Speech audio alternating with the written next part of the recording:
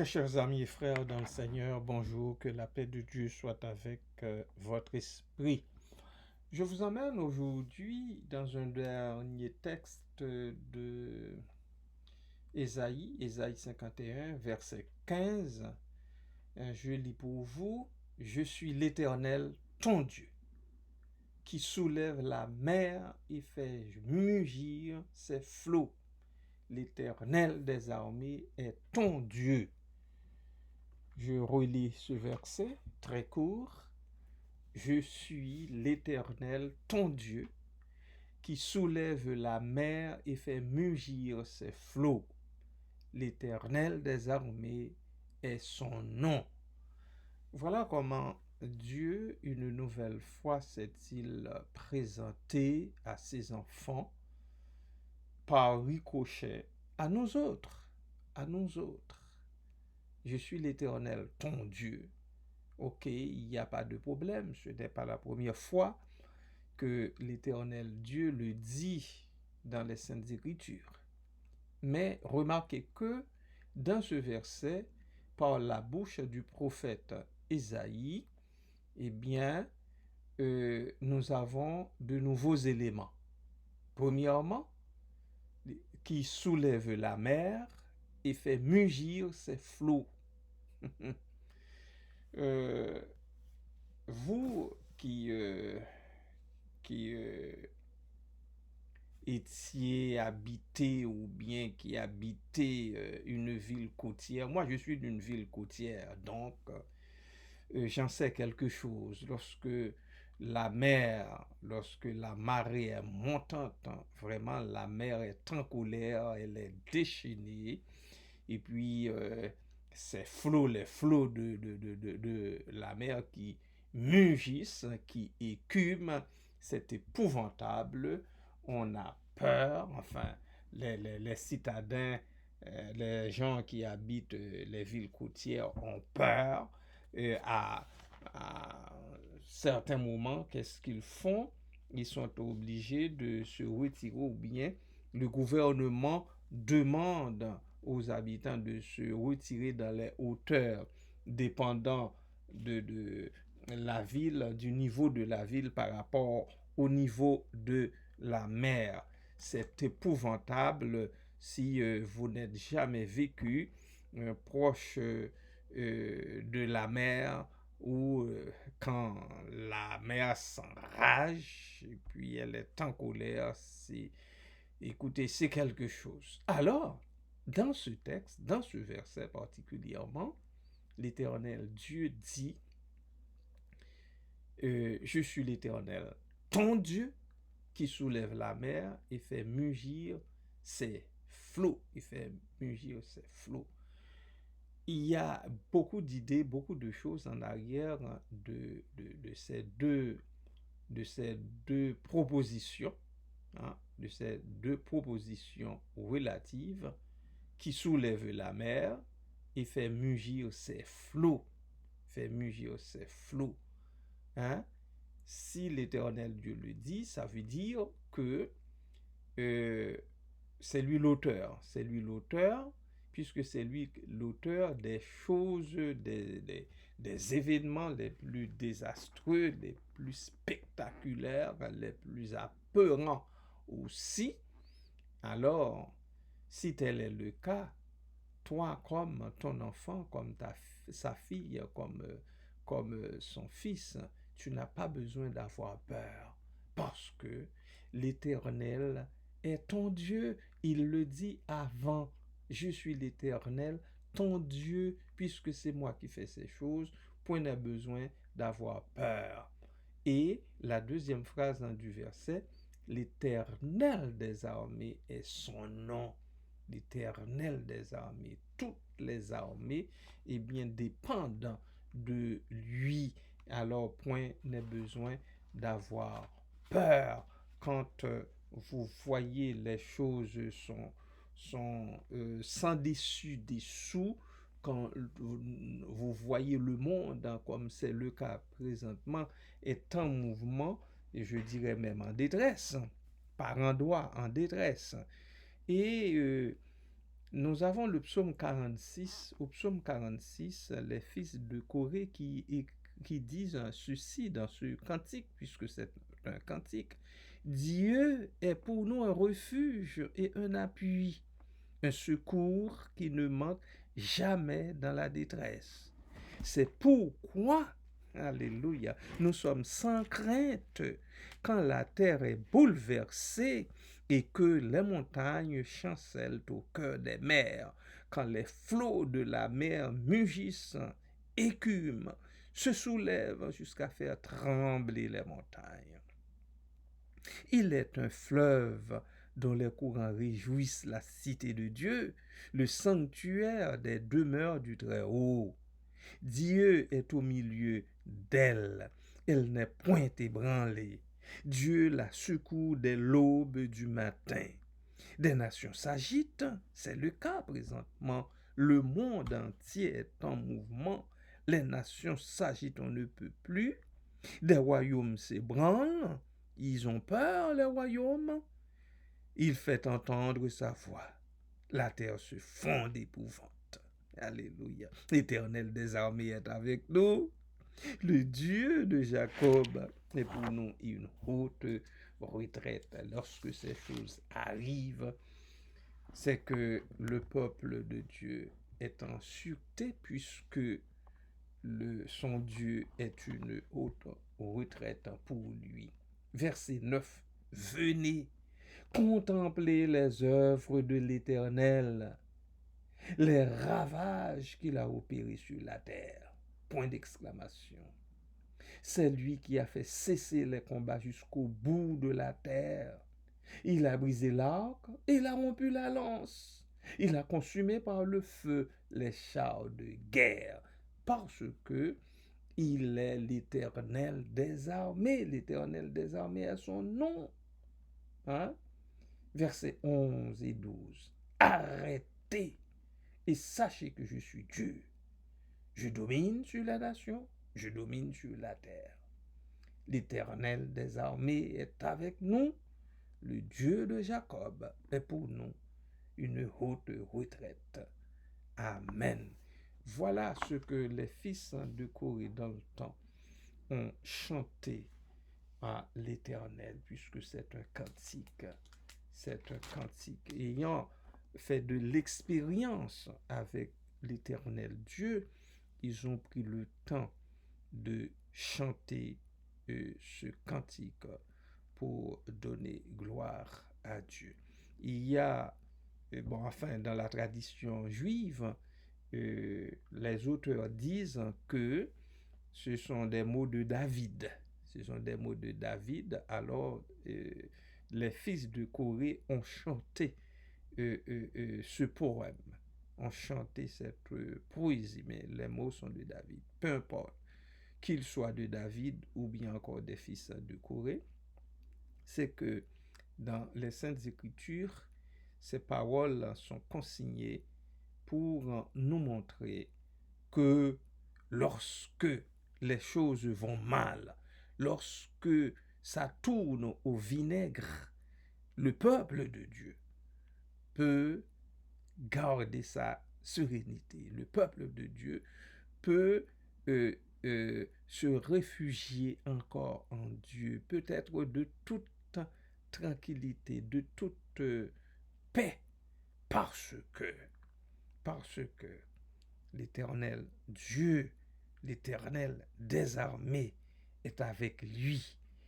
parce que l'Éternel Dieu est celui qui est maître de tout. Et c'est l'Éternel des armées, tout simplement. C'est l'Éternel des armées. Alors, il est là, il protège son peuple, il met son peuple à l'abri, lui qui opère des ravages, des miracles sur la terre entière. Au verset 11, l'auteur dit: arrêtez et sachez que je suis Dieu. Je domine sur les nations, je domine sur la terre. L'Éternel des armées est avec nous. le Dieu de Jacob est pour nous une haute retraite. Amen. Bien-aimés de Dieu, lorsque les choses vont mal pour vous, lorsque les mers de la vie sont démontées, sont en colère contre vous, lorsque les flots de la mer, de la vie, mugissent, écument, se soulèvent même jusqu'à faire trembler les montagnes, sachez que votre Dieu est là. Votre Dieu est là pour vous. Votre Dieu est là pour vous cacher, pour vous mettre à l'abri, pour vous cajoler, pour que les flots de la mer ne s'aperçoivent même pas de vous. Sachez-le et restez tranquille, doucement tranquille, sous ses ailes, parce que c'est à l'ombre de ses ailes qu'est le vrai repos. Parce que là, plus de douleur cruelle, là, plus d'angoisse mortelle, là, plus de pesant fardeau, c'est-à-dire il n'existe plus de pesant fardeau, parce que c'est le vrai repos que l'Éternel, notre Dieu, donne à son peuple, à ses enfants. Soyez bénis en Jésus-Christ. Amen.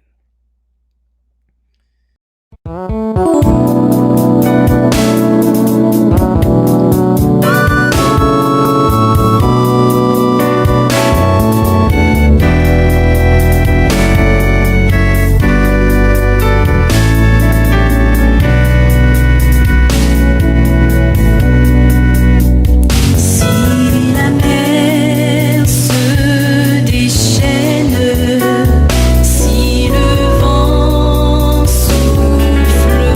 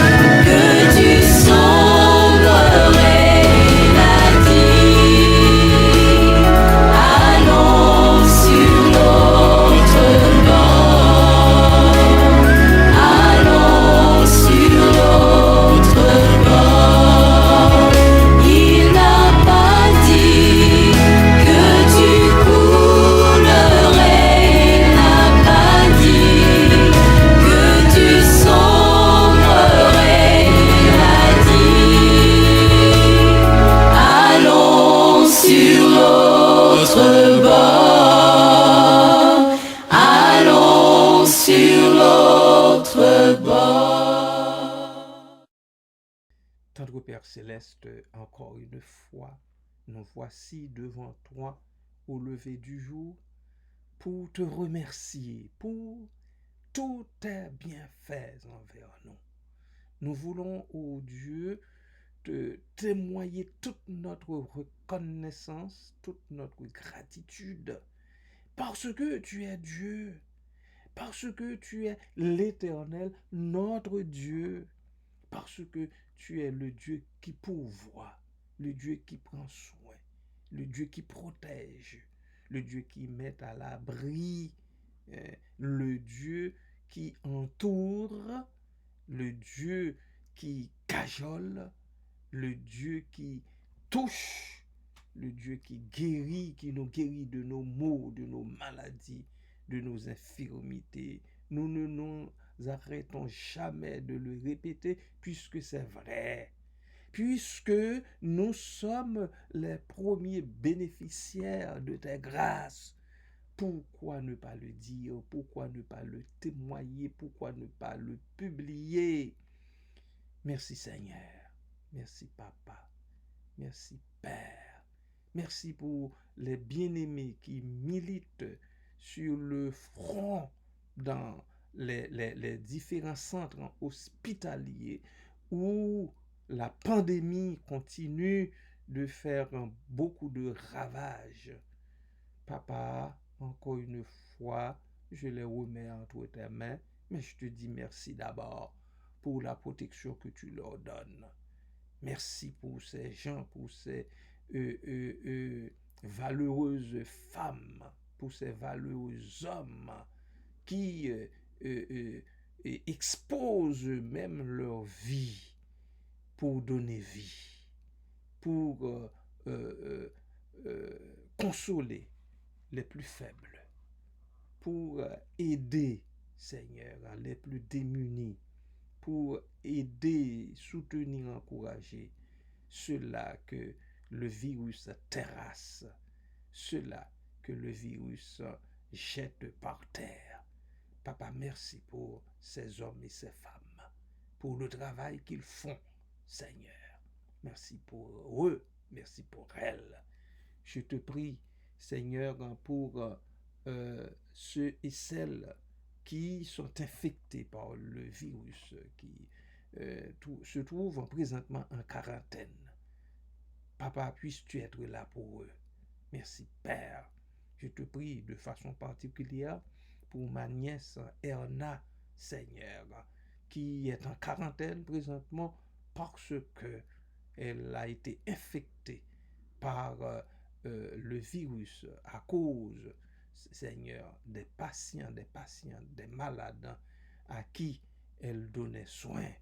Alors, Père, pendant qu'elle est là en quarantaine, puisses-tu, ô Dieu, lui donne des pensées pour toi, qu'elle ne se décourage pas, Papa, en même temps que tu es en train de la soigner, en même temps que tu es en train de refaire, de remettre à neuf son système immunitaire, afin que, ô Dieu, elle se relève plus forte encore qu'auparavant. Merci pour cette grâce, Seigneur, car je sais que tu es en train de travailler pour ta fille chérie, pour ta fille adorée. Elle t'aime, Seigneur, elle te connaît et elle sait qu'elle doit placer toute sa confiance en toi, en toutes circonstances, et particulièrement en cette circonstance. Merci Seigneur. Sois avec mon neveu. Seigneur, soutiens-le dans ta grâce. Les enfants sont devant toi. Reginald, Michel, Leonardo, soutiens-les également. Michel qui doit mettre au monde très bientôt ce bébé qui se développe dans son sein. Alors donne-lui de la force, ô Dieu. Calme en elle l'angoisse, l'anxiété, Seigneur, qui pourrait l'envahir, Seigneur, puisqu'il s'agit de sa toute première expérience. Merci Père, fortifie-la. Merci Papa. À toi Jésus-Christ, cet esprit, soit l'honneur, la gloire, la puissance et la majesté, dès avant tous les temps et au siècle des siècles. Amen. Merci Seigneur. Gloire à toi, gloire à Jésus, gloire au Saint-Esprit. Alléluia. Amen.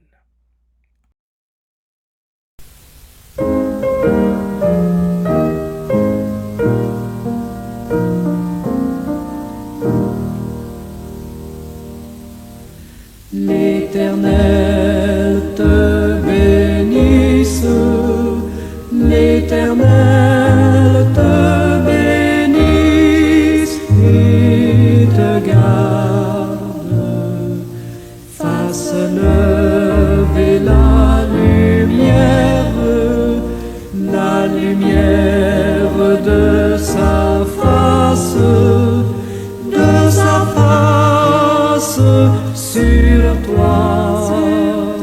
sur toi, use de grâce envers toi et te donne la paix, et te donne la paix.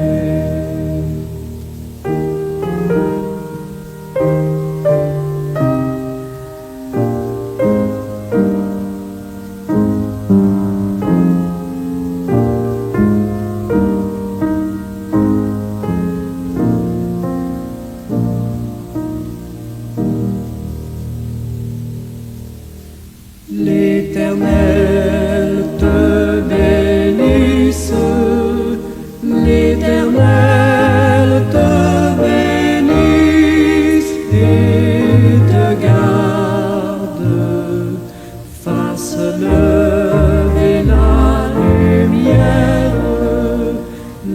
lumière de sa face